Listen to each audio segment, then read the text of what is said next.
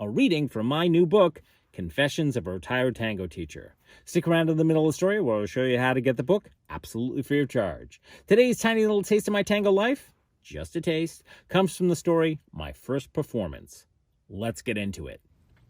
My first performance.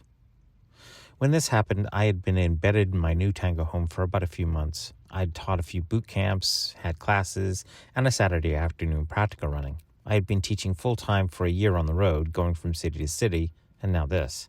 This was the longest period of time I'd been in one place. I wasn't suffering from imposter syndrome anymore, and the dreaded new teacher in town disease was wearing off. I was making a name for myself in one respect and not in another. As it would turn out, I was rubbing some people the wrong way because I was lobotomizing the entire teaching industry in the area with free or donation-only classes. And to add insult to injury, I was arrogant and seemingly gave zero fucks about whose toes I stepped on. That was not true, by the way. I did give a fuck.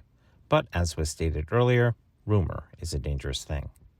What would happen next needed to happen. I'd gotten too big for my own ego to contain me. I was arrogant. I needed to exercise humility. I didn't.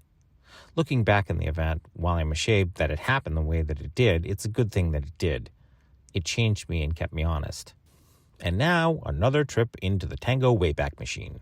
I had gone to the local Friday night milonga, and the community turned out this night. Why? Because a fabulous female teacher of renown was in town to give workshops. She was the quintessential follower from which all modern followers get their mark, and she was tango royalty. A little context is required here. Very few followers can command the respect of legions of dancers. You can literally count them on one hand. This particular teacher was a tango badass. She danced with the greats when they were babies, or only known in Buenos Aires, before the tango explosion in the late 80s. She'd performed with Gavito when he was making a name for himself before Forever Tango. She taught and danced with Fabian Salas when he was playing around with Gustavo. She saw the genius of Chicho long before Fabian Salas helped convince Gustavo that Chicho was the real deal. She toured, taught, and traveled all over the world before most people even thought of it. She'd done stage, she'd done social, and when I met her, she was taking it slow.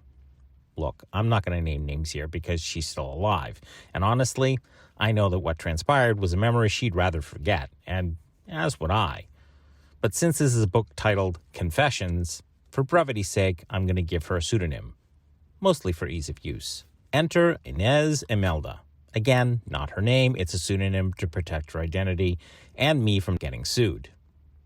Inez was in town to give workshops, which I was planning on taking, but didn't have the money for. People were already lining up to study with her. Her Friday night class? Full. There must have been at least 100 people in the room. Her 6 workshops for the weekend? All sold out, with a wait list as long as my arm. There was also a rumor of her special invite-only class on Monday night, and her privates, all fully booked. She was going to make bank this weekend. At the pre-milonga class, Inez taught this really cute little addition to the followers' molinete. It was an adornment that added a bit of nuance to the turn, an accent that adds flash for the follower if the lead creates space for it. If they didn't, she showed a follower a method on how to generate that space on their own. It was brilliantly executed, and the technique I would later teach my own students, regardless of the vocabulary. Anyway, the class ended and the milonga started, and Inez took her to her table and sat with Donna, her host. A few fanboys or girls came up to speak to her, but no one asked her to dance, and she seemed like she wanted it that way. I was dancing around the room with my students, one after the other. About an hour and a half into the milonga, Inez was pointing with her head, but not really pointing at people, and talking to Donna, her host. As I was dancing around the room, Inez was pointing, but not really pointing at me. I'd been noticed, sadly. Inez kept smiling at me as I passed her table. When the tanda ended, Donna came up and whispered in my ear that Inez wanted a word with me. Donna guided me to her table and introduced us, and then left. We sat, and she said, "I like how you dance. You're teaching?" I confirmed that I was. "Good. Let's dance." And then she stood up, and I did my best códigos to get us on the floor quickly. Honestly, she was light, responsive, and good Lord, could that woman move. She anticipated every single movement before I had the thought of it. She was Jane on the spot. I should mention at this point, because it's relevant to your visual image and central to the story going forward, that Inez was about 4'8", if that, and extremely Rubenesque. Just looking at her, and you didn't know that she was tango royalty, you'd assume that she moved like she looked. and that embracing her would be challenging at best. And that, my friends, is just a tiny little taste of what happens inside my new book. Sadly, you'll have to go buy the book to find out what happened next. I know I kind of sort of left you hanging there, didn't I? Oops! How did I survive? Where did I go? What happened next? Craziness! These burning questions and more will be answered inside the book. Fortunately for you, the book is on sale on my website today. Just go find the link down below in the description. For my Patreon subscribers, as well as those who have donated to my GoFundMe, I sent out an access code a few weeks ago. At checkout, just enter that access code and you'll get the book absolutely free of charge.